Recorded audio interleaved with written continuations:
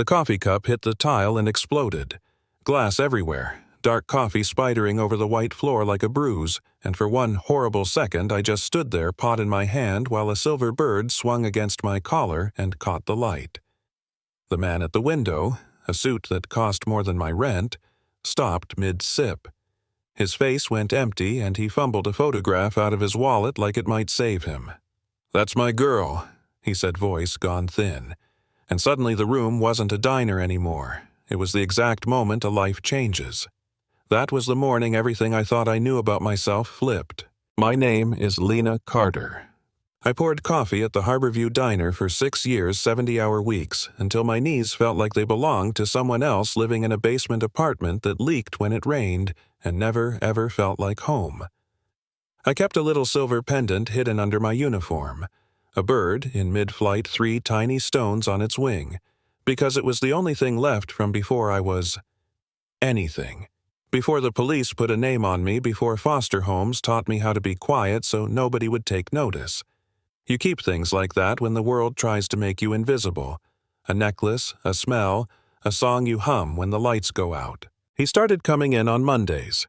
Same window seat, same black coffee, same tired eyes.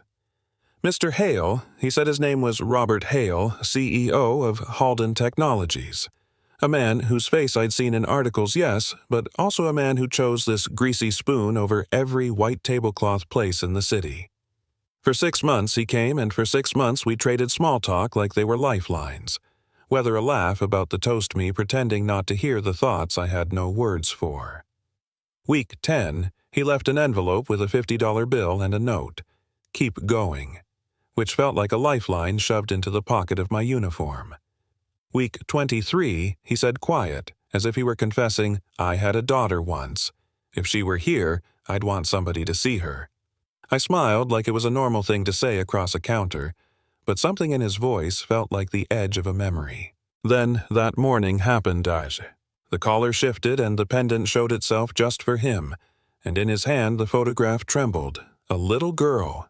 Bright eyes, that same silver bird on her throat, date on the back marked June a year. I had been told I was found. "Elena," he whispered. The photo labeled Elise in his wallet, but the syllable landed on me like a verdict. "That's my daughter's necklace." He asked me to take a DNA test before he even finished the sentence. I laughed because what else do you do when your whole life pivots on a stranger's certainty? But inside my ribs, the world began to rearrange. The results came like an anchor, a paternity match that erased doubt. He was my father.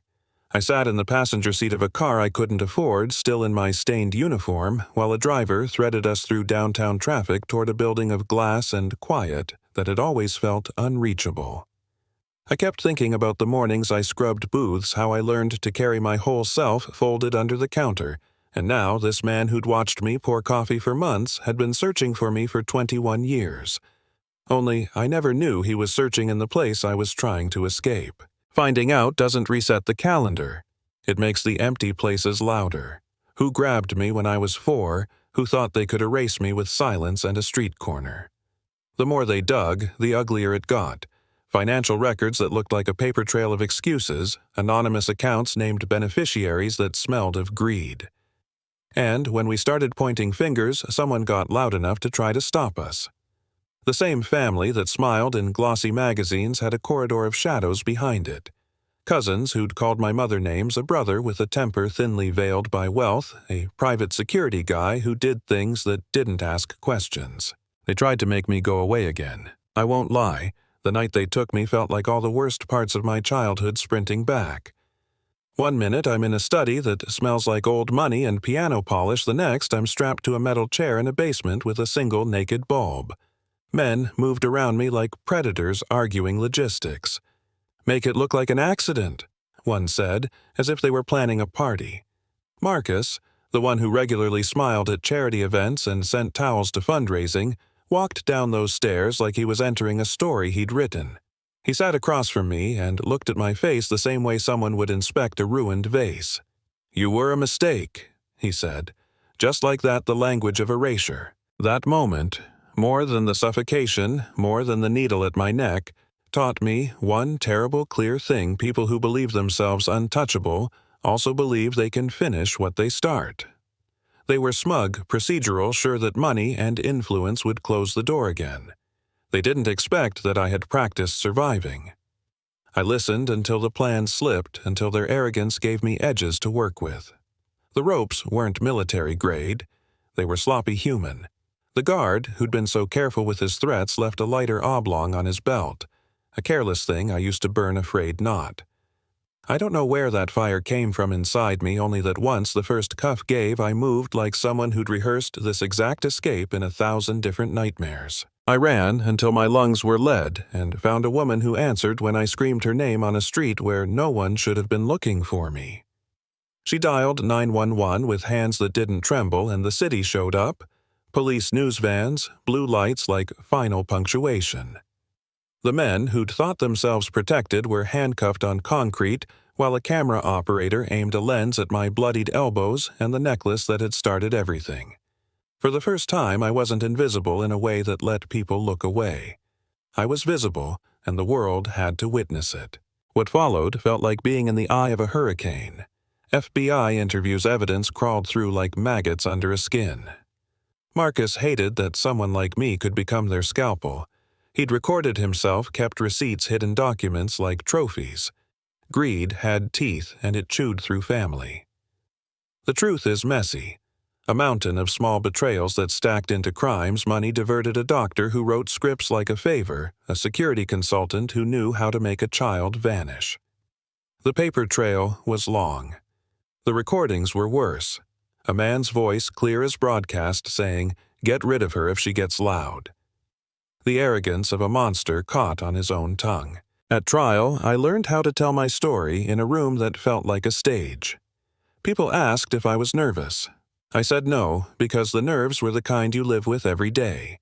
I told them about tables I'd scrubbed the nights I ate cereal at the sink, the foster homes where my name changed like seasons, because the court needed to understand what was stolen beyond a child.